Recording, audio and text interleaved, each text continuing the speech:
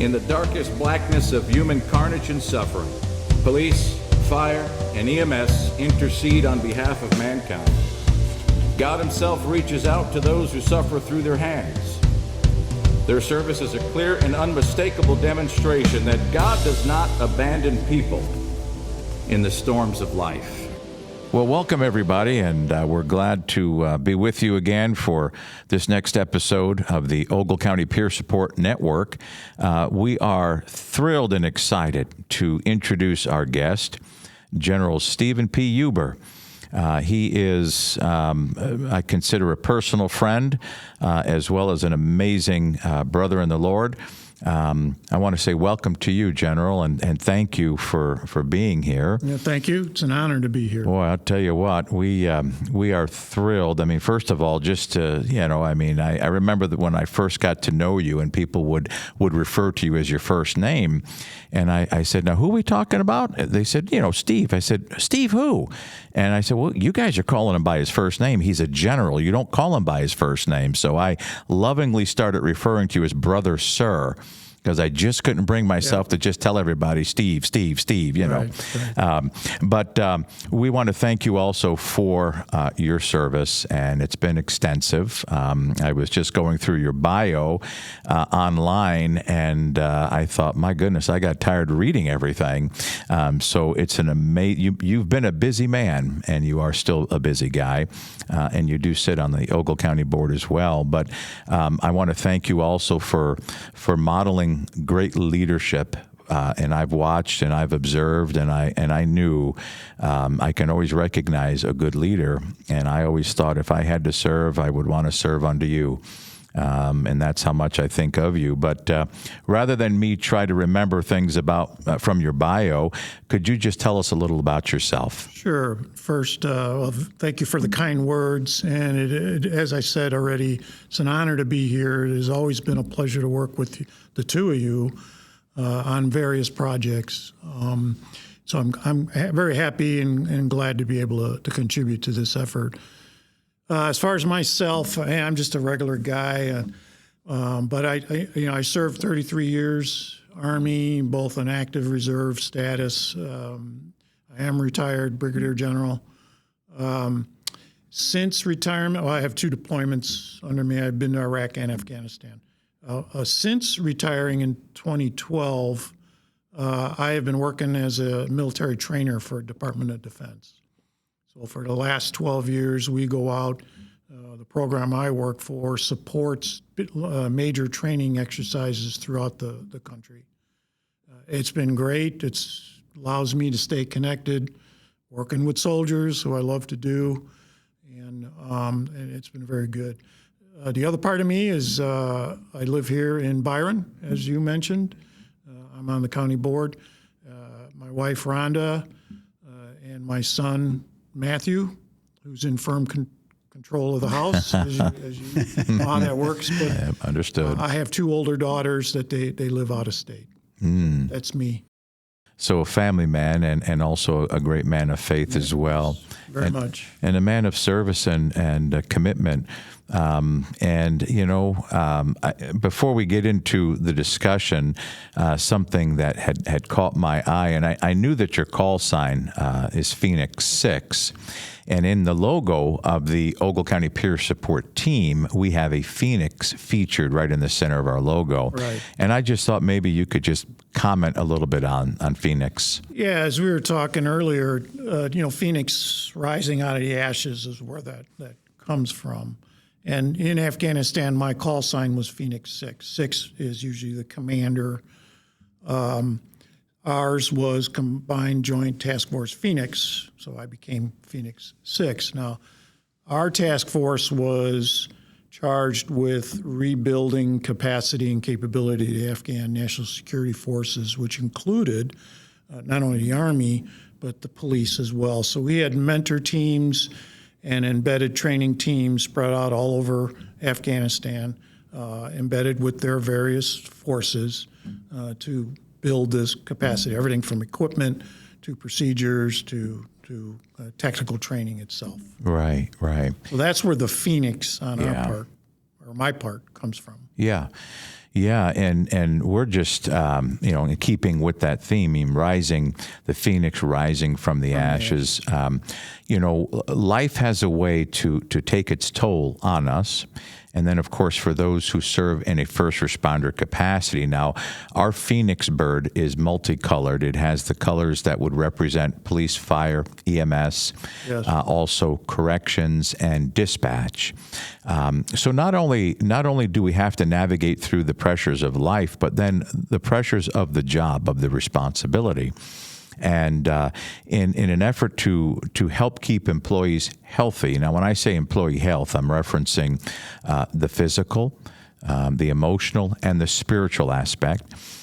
So we have a chaplain here at the sheriff's office, and by the way, this is the Post One recording studio, and this is where we're sitting right now. We have an official chaplain, department chaplain, and we have an official peer support team, Right. which is a resource for the employees, for their families, Right. and then also for first responders throughout our county. And so it is really, really important for people to understand why we're here and what we're trying to do.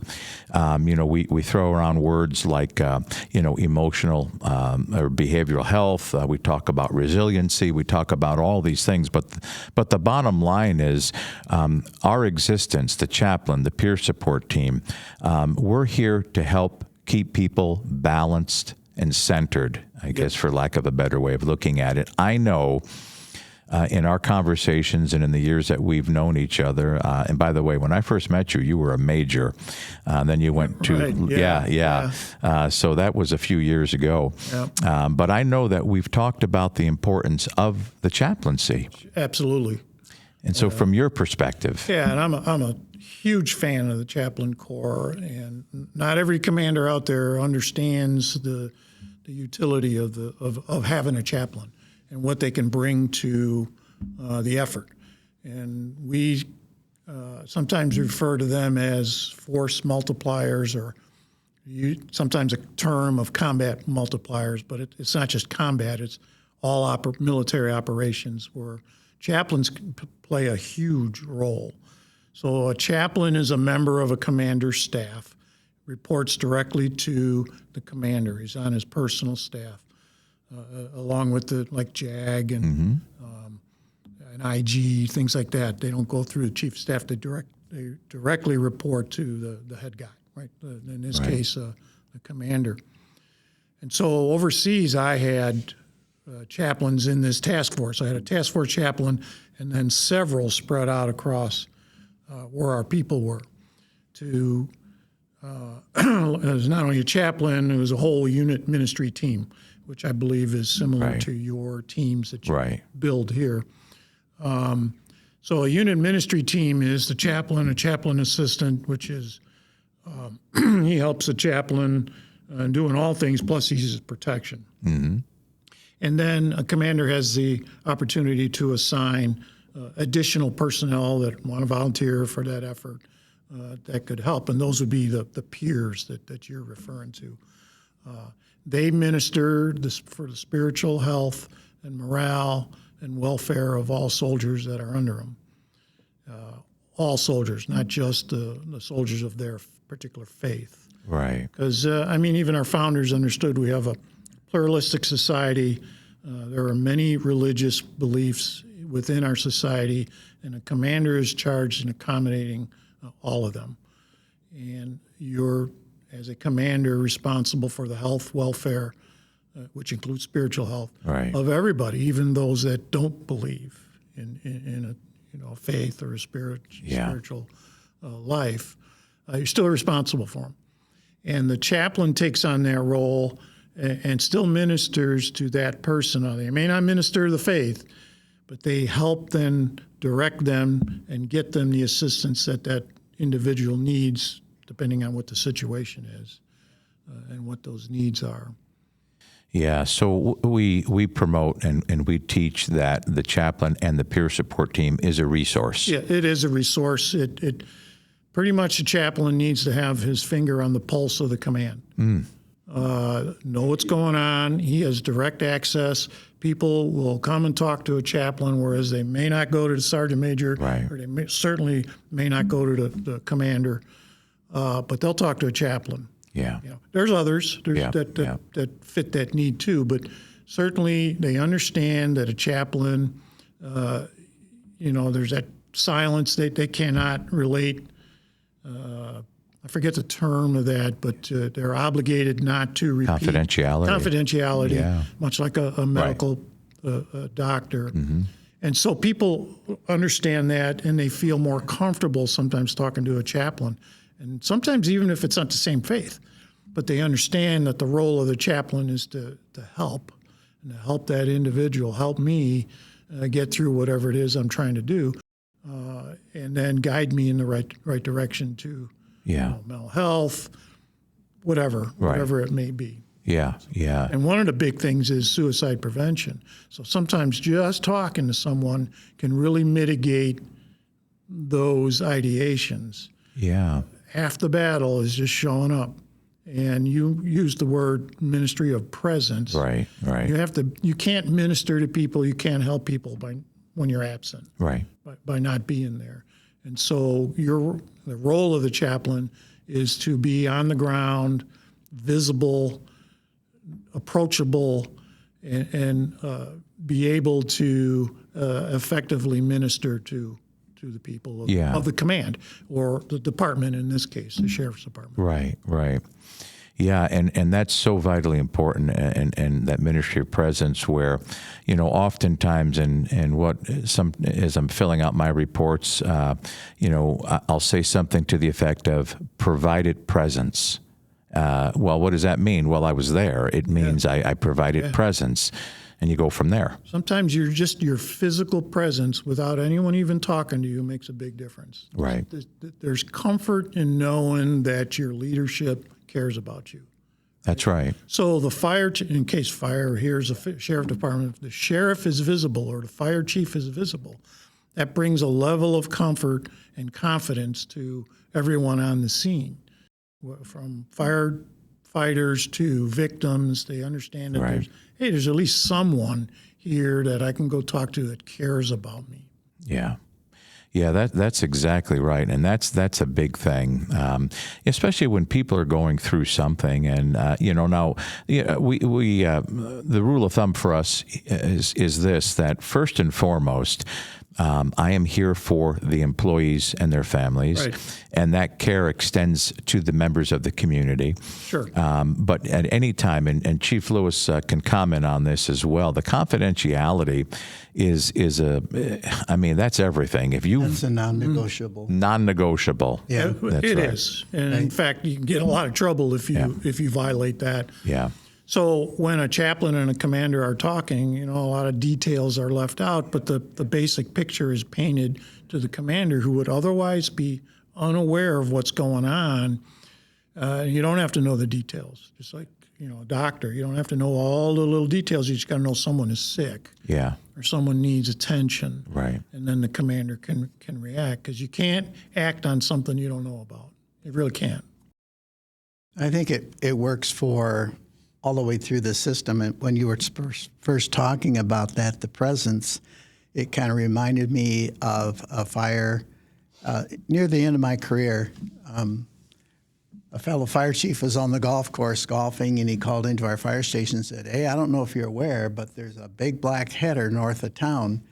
And about that time, the calls started coming in. And on my arrival, it was probably about a quarter-mile back lane, and about halfway down, I could no longer see. I was in thick black smoke already. So I had to drive off into the hayfield there to get around. And as I'm driving around the scene, I'm starting to count the buildings. Well, I got about 100 hay bales on fire, those big ones. Yeah. And I have 1, 2, and I got up to 7 with a house that I seen that the wood pile next to the house had caught fire, because everything, all the brands and everything were heading that direction. Plus an LP tank in the middle of it that had just let off its first time of relieving the pressure in the tank, and it was right next to a fully involved barn. So it was a significant scene. And I can remember working out of the back of the buggy there, had everything going, had my water supply. We went to a fifth alarm, and et cetera. And all of a sudden, I mean, you get tense in those moments, and your mind is traveling from, are my guys safe? What can I do to preserve as much property here? I have to write off some things, and all of a sudden somebody's hand comes on my shoulder, and I turn, and it's him. And it's just like it made everything better. So the presence is very important for incident commanders, for all up and down the troops, that he never said a word. Just put his hand on my shoulder, and I seen the smile, and I thought, okay, we've got this. Yeah, So presence that's an excellent, means a lot. Yeah, absolutely. That's an excellent story, and I can sort of tie that into my time in Afghanistan. As I mentioned, we were spread out all over with all these little teams, literally all over the country. And so I would go out and visit, and I would bring along an entourage or a team, as your term is. And it included a chaplain. I mean, of course, I had my sergeant major with me, and then I brought other folks that could help out and be a force multiplier, right? So I brought a JAG, I brought an admin person, I brought the IG, because I embraced the IG. They're there to really seek out issues within a particular command or department. And it was much appreciated. I don't know how many times I've had people to this day come up to me, hey, sir, how you doing, blah, blah, blah, blah. I remember the time, you, blah, blah, blah, came, visited, our little team on such and such mountaintop, and it made a huge impact. And I brought all those people, chaplain was one of them, but all those people, because someone in that group needed something, whether to have an issue back at home that's been bothering them, or the issue on the ground that they needed addressed. And chaplains can obviously tend to that spiritual part of all that, because that's one of the first people they ran to when we showed up. Not me. Eventually, hey, sir, how you doing? But it was guys like the chaplain are the first people, because they knew that it was a non-threat person that they could talk to, expose whatever it is that's going on, open up about it, and hopefully get somewhere, because the chaplain then would tell me about it, or direct the individual to whatever resource we had within the command, or outside the command even. So huge. Your story really was, they tie together that presence, just showing up. Made a huge difference in the lives, in the morale of those 12, 18 people that were stationed out there. Yeah, and that weighs heavy on me to want to be available as much as possible.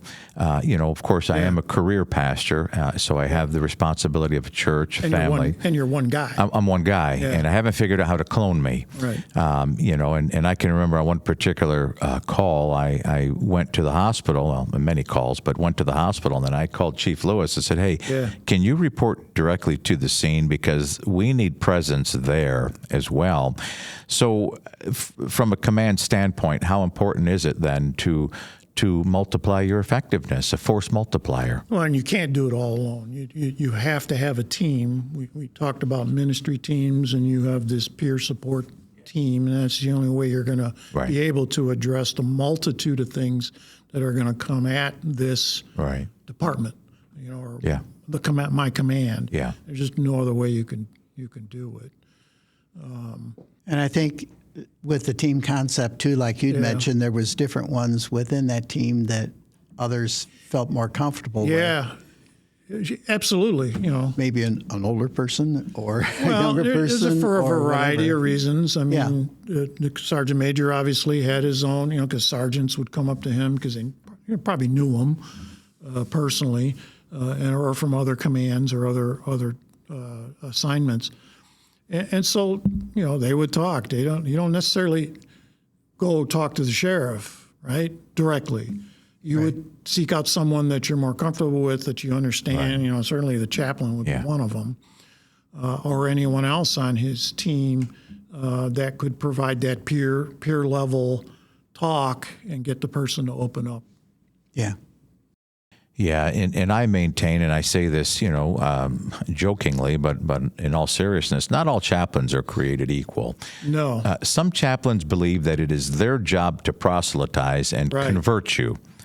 And it's like, well, no, that's not your job. Yeah. Well, I can only effectively reach those within my own persuasion. Well, no, you're there to serve all. Yeah. And now that looks different, would be different. And as a reason, that's why I like to define really the resource definition is, hey, how do I serve you? How do I help you? Yeah. What do you need? Can I get somebody for you? Yep. Because I'm not that guy, but I'm the guy to connect you to what you need. That's everybody. And that's the key point in what you have to have in your approach to that particular individual. So for me, I remember a young captain. This was in a training exercise. It was not, we weren't overseas yet. Young captain, chaplain. Hey, chaplain, how you doing? Blah, blah, blah. We start talking. And he tells me, well, I'm preparing my service and writing my words, my sermon or my remarks or whatever word he used. And I said, oh, okay. So, and I started asking him about things within the command. Now, he's captain level, so he's probably at a battalion, and he's still young. Usually it's a captain or higher, or major. Yeah. So he's probably pretty young. And I said, well, what about, well, I don't worry about them. I'm focused on, and he used the religion that he was focused on. And I didn't say anything, but I did go to his boss and talk about it.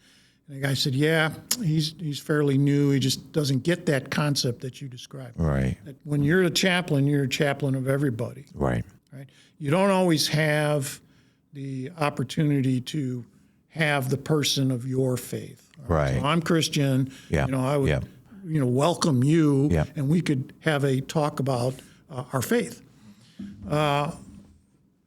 But if I'm not Christian, we may not get into faith-based conversations, but you could help me out. You could get me to the right person, or you could make that connection or that coordination to maybe a Catholic priest, or maybe a rabbi, if that's the case. Whereas that individual probably doesn't even know where to turn, right? And you may even be the first chaplain that you've ever seen, out on the battlefield or out at the training center or wherever. So it's key to understand that you are the chaplain for everybody, even the non-believers, even the ones that don't have a faith. Right. And it's if you have the right approach to let them know that you're a resource, that you're not there to proselytize and to convert or do anything else. Let's not talk about that. Right. Son or Yeah. soldier. Yeah. Let's talk about something else. Let's talk about what your needs are. Oh, maybe I can get you some help. Maybe we can go over here and we can get, whatever the case may be. You'll make more headway than trying to stick to a particular script or something, right? Yeah.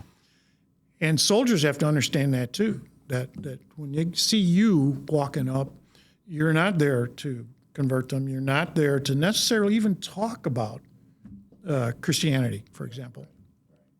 But you are there to listen to them and, shoulder to lean on and things like that. And so it's very important that a chaplain understands that, it's everybody under the command or everyone under the department that's in their purview.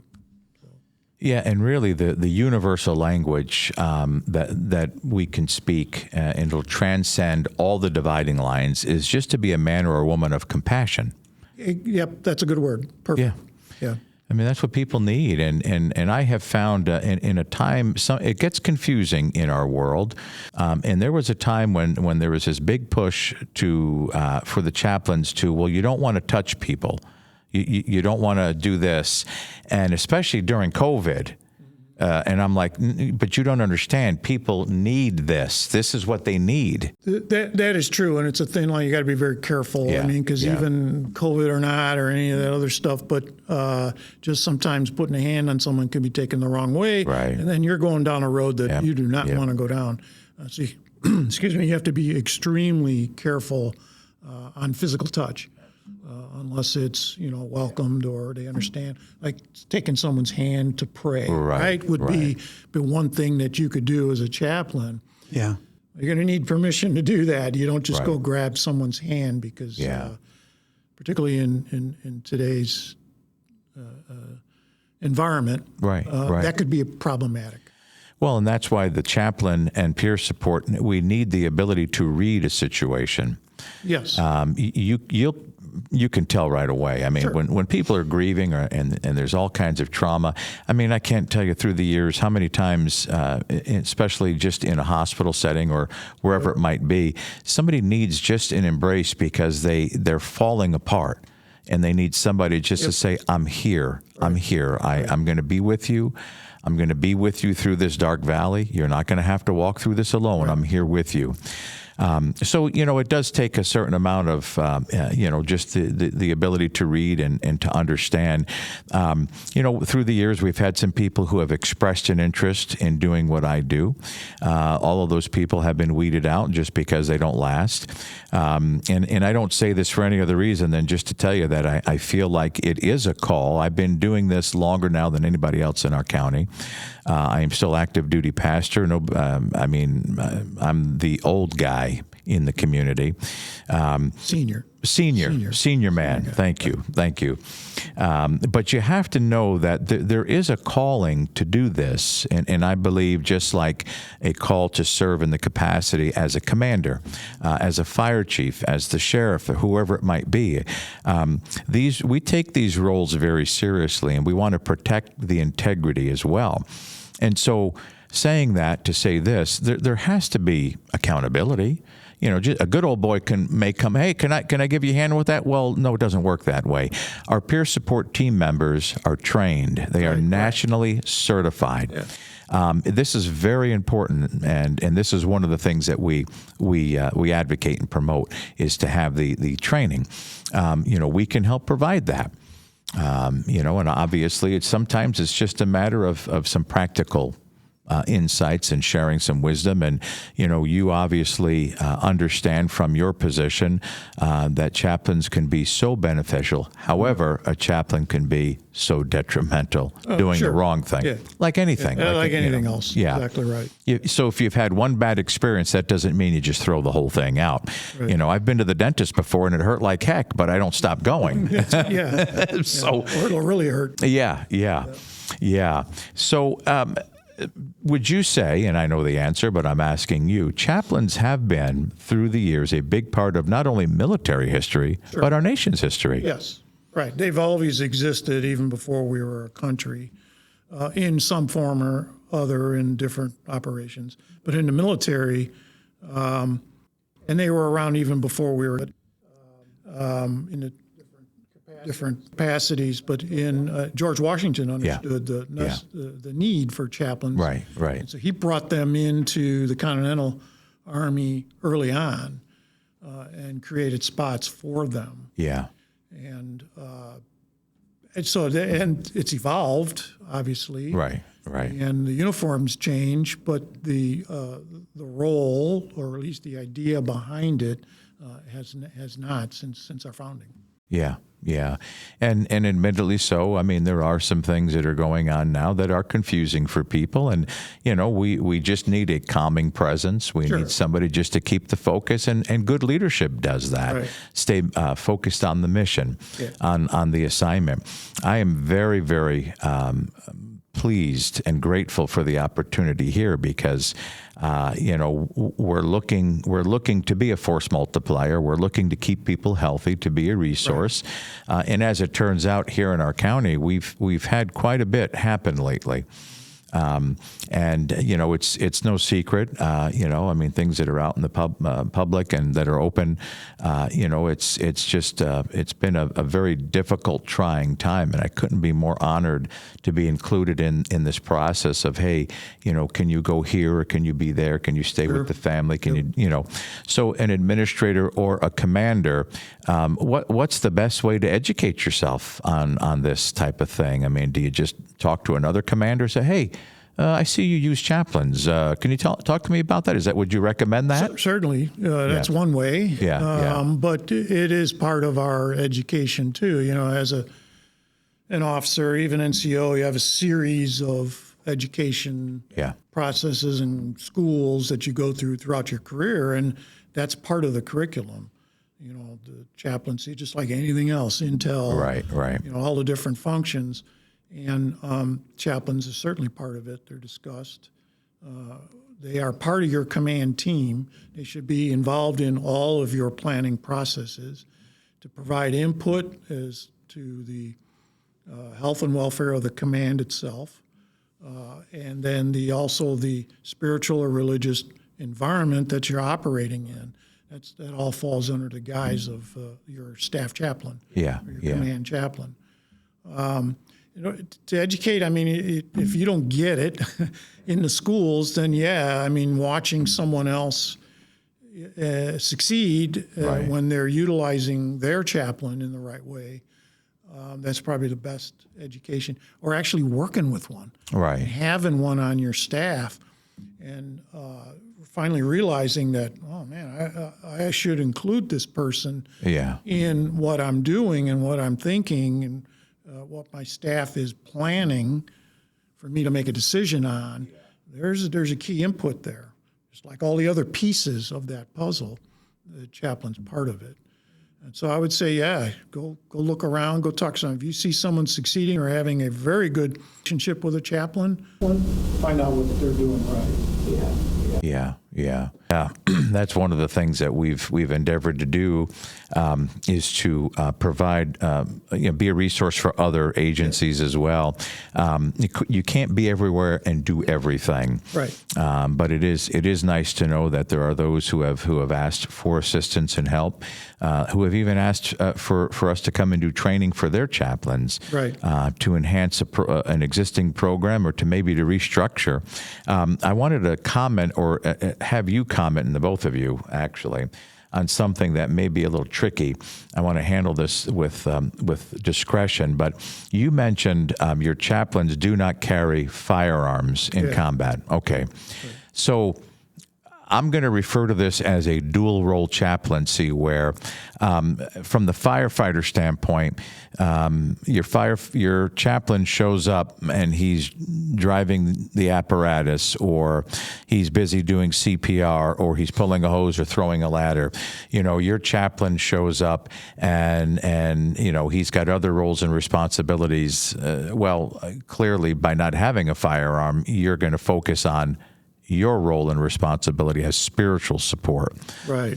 How do we address that? How do we talk to that issue? Because I have been called into to other communities where, we need a chaplain, but ours is busy on the pump, or ours is busy venting a roof. What do you think about all that? From my perspective, it's no different than my safety officer on scene. I don't want him throwing ladders. I don't want him grabbing a hose line. I want him focused on his role as overall safety of that incident. And if he feels as though the incident is larger than what he can manage by himself, I want him to appoint somebody else to help him in that role. But he's got the lead on that, and he can take a more overview of that situation. I've seen that before, and it just does not seem to work well. I understand the premise that a lot of departments look at it's another body at that point in time, but it's just because I think there's been a lack of training. There's been a lack of understanding of what that role is, but it's no different than if you have, as fire chief, if you grab the nozzle and go in, who's got control of this situation? And what is that telling your people? You don't trust them? You know, so there's a lot of things with that I don't like personally. I want that chaplain, don't just do something, stand there, is the phraseology that I've always used with that. I want them watching over my guys because I can't necessarily watch over them to that same degree. And the longer the chaplain's been with you, the more he's going to understand the personnel, understand the gravity of that particular incident, whether, you know, because maybe there's a child involved or it's a fire, whatever. But that way they can be watching out as Joe comes out of the fire building and throws his mask and his hat off, you know, okay, watch him because something obviously either went wrong or it's something tripped a trigger. You never know. It could be as simple as a tricycle outside. He just went in to try to find the child that they say is still in. He comes outside unsuccessfully on his mission at that point, but sees that tricycle, and it's the same tricycle that his son or daughter rides. That's an emotional and spiritual imprint at that point that you would recognize them because you are taking that role as don't just do something, stand there and observe the people working and see what might. You can always go up to them later, not right then, but later, and then maybe it's just a hand on the shoulder, you know. You'll know. You'll know. Dispatch from Route 7 Command. Man, go ahead. Need a chaplain at this location? 10-4.